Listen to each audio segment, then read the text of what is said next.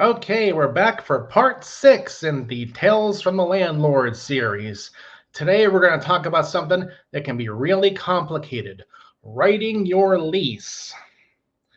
Leases can be anything from one page to a whole bunch of pages, and I have learned that the more you cover, the better off you'll be.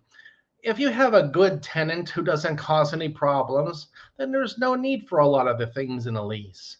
But when you get some real troublemakers, like the pothead and the heroin addict, that I'll talk about in future episodes here, you'll see why it's important to cover your butt as much as you possibly can, because these are the two I had to evict. And when some pothead, heroin addict, or whatever, when they can't pay their rent, they can't follow simple instructions. But when they're about to be thrown out, they become the legal expert, and they'll go through the lease and they'll point out, you didn't say it this way, you said it that way. That means we don't have to do that, or that means that doesn't apply. Yeah, whatever. So anyhow, I have a few examples for you. When I bought my first duplex, it was the first time I ever wrote a lease because the people in both the upstairs apartment and downstairs apartment were already there, and they had been there for a while. So the person downstairs, he was already under his 1-year lease, and so I couldn't change anything. The person upstairs had been there more than a year, so I wrote him a new lease with my terms and conditions. Although I didn't cover everything, which I found out the hard way, because when he was being evicted, he went through and nitpicked every little thing, and he was pointing out things thinking he was getting me. But what he didn't seem to know was that he was dealing with loudmouth Tim. And he may be getting me on this little thing, but I'm listening and I'm learning. And the next lease covers that and more things that I can think of. Let me give you some examples. This is a page from the lease that covers all of the utilities that the renter is responsible to pay. Now, this is a different one. In the other section here, I wrote in the pothead's lease, water. He's responsible to pay the water bill. Now in this area, the water is one bill, the trash and sewage is a separate bill, but it's all part of the same thing, your water bill. And so he was okay with it just saying water, not mentioning specifically trash and sewage on the paper. And so he paid his water and trash and sewage bills for over a year, no big deal. Then when he decided he's not going to pay the rent anymore, I decided, well, you ain't going to live here anymore. He was friends at the time with the heroin addict downstairs. And in the heroin addict's lease, I had remembered to write water on one line, trash and sewage on another line. So of course the pothead calls me up, hey, it doesn't say in my lease I have to pay trash and sewage. So I don't have to pay trash and sewage. Never mind the fact I've been paying it for over a year, but all of a sudden now I don't have to. And so he wanted to point this out to the judge and me and make a big fuss. I'm not going to pay it. It says on his that he pays it, but it doesn't say it on mine. Okay, I see your game here. I see what you're trying to pull on me. All right. Well, maybe you'll give me a little bit on this one, but it ain't going to ever happen again. Because now it clearly spells out water, trash, and sewage. I fill up all the lines. I make it clear to just about anyone. He pays everything. And now, what I use, it's called the Bulletproof Lease. It's 18 pages, and it covers a lot of things. But still, I have learned you gotta cover everything, even situations that could hardly ever happen, like if a meteorite falls in the house. You want to write your lease in such a way that anyone but the most perfect tenant in the world is going to violate some part of the lease in some way. That way you have something to work with when it's time to throw them out, if it comes to that. Now, if your tenant is violating little things in the lease that you don't care about, it doesn't matter, but it's there. So if you have to go to court, say, yeah, Your Honor, he didn't do this, he didn't do this, he never did this, and that's just more things. Okay, violating a lease, hammer down, case closed, evicted. NV Scotsman, hi, how you doing? Bugsy Malone, hi, what's up? Let's see. Someone in some foreign language. I can't tell what that is. Lux Report. And Bowser, how you doing? Bowser, I'm talking about the pothead and the heroin addict. They're leases in this term. Each one of those guys will have a specific episode coming up.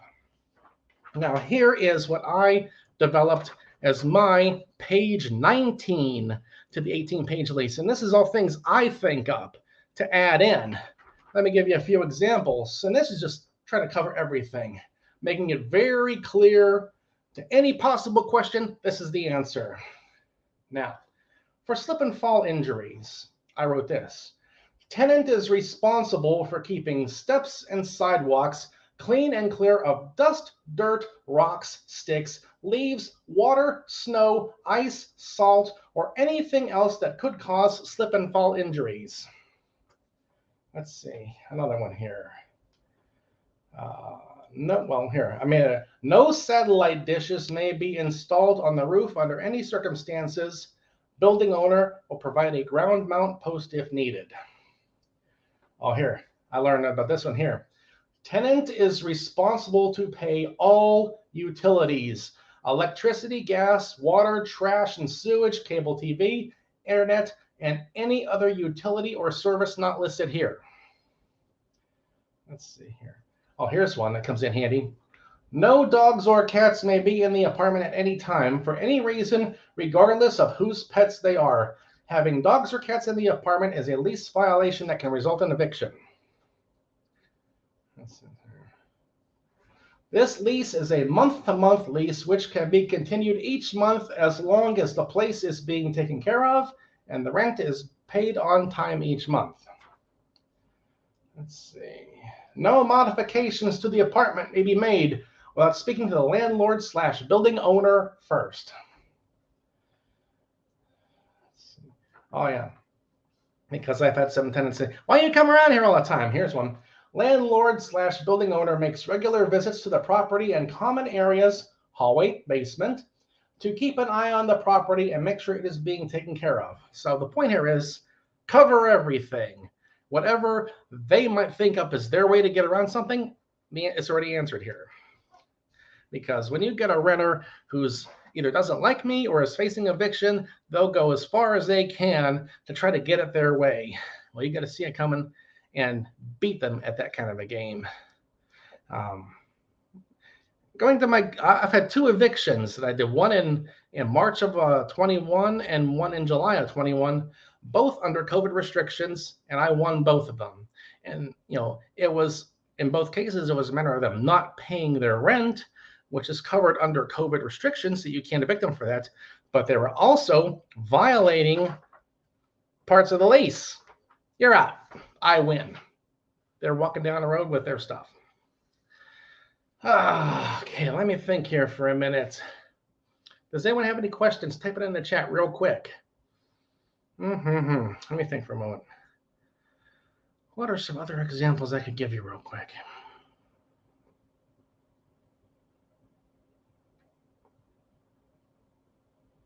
I think that's about it.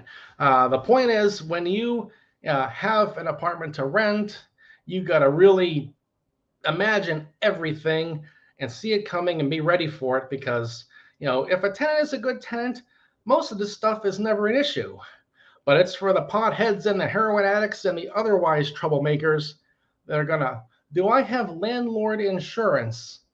I have insurance on the property, NB Scotsman. If a plane crashes on the house, if a meteorite hits it, if someone lights their crack pipe and burns the house down, I get paid, but my insurance does not cover their personal property. And I write that in the lease also on another page.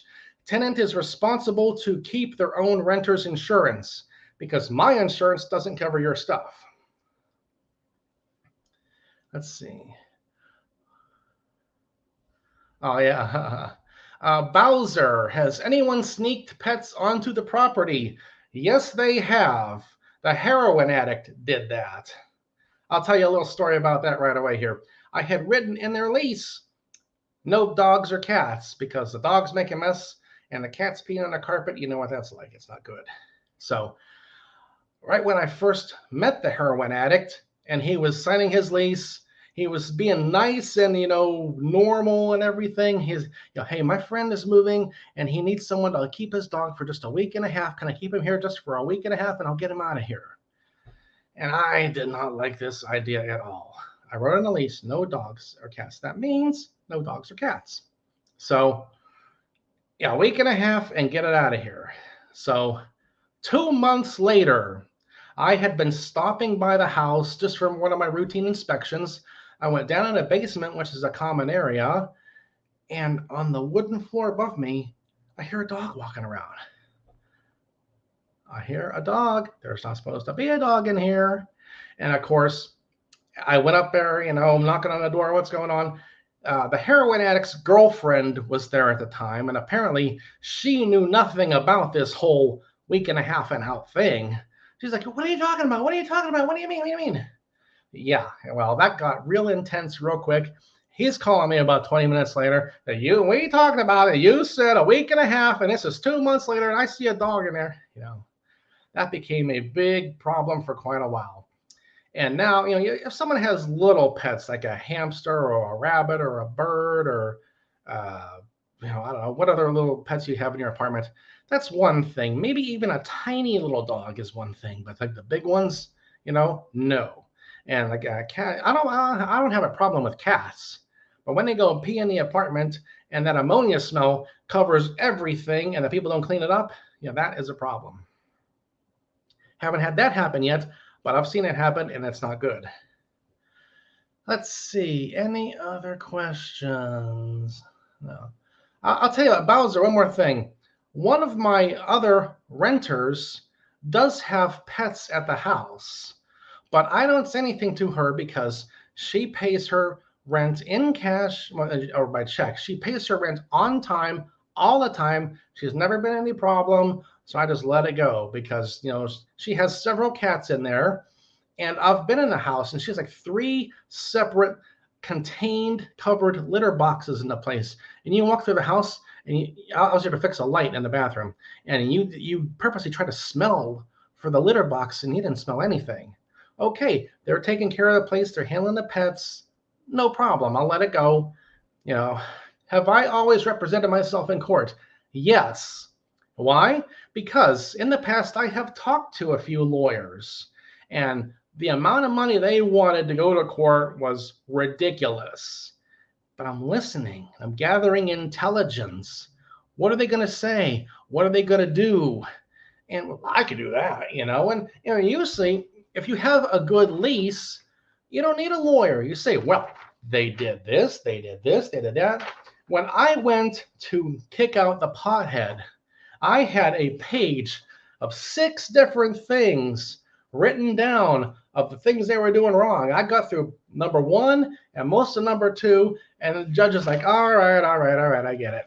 Now, what also helped me was in the preceding 6 months, this pothead had been in front of this judge now for the 3rd time. So he was not looking good in front of this judge. So that only helped me.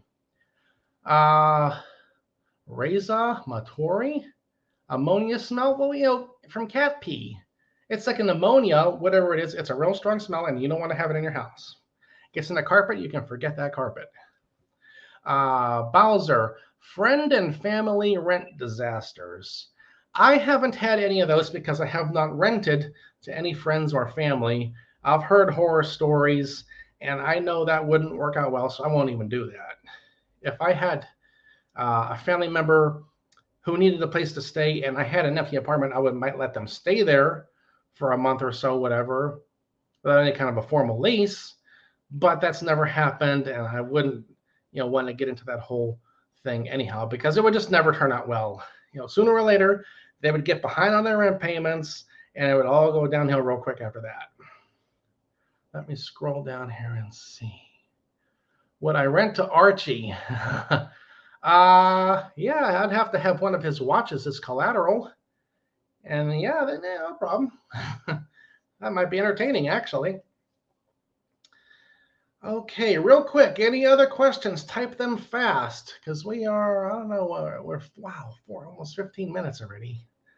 I got done talking at 8 minutes, and I've been answering questions. Although, thank you all for stopping in here to visit for the show. All right, about 10 seconds. I'm gonna shut it down here. But this has been part 6 in the Tales from the Landlord series. Stay tuned for more. Got at least 4 or 5 more parts to go. I'll be talking about some individual renters and their problems, and anything else I can think of too. And broadcast 1 and hit it again here in StreamYard. There we go. All right, thanks. Bye.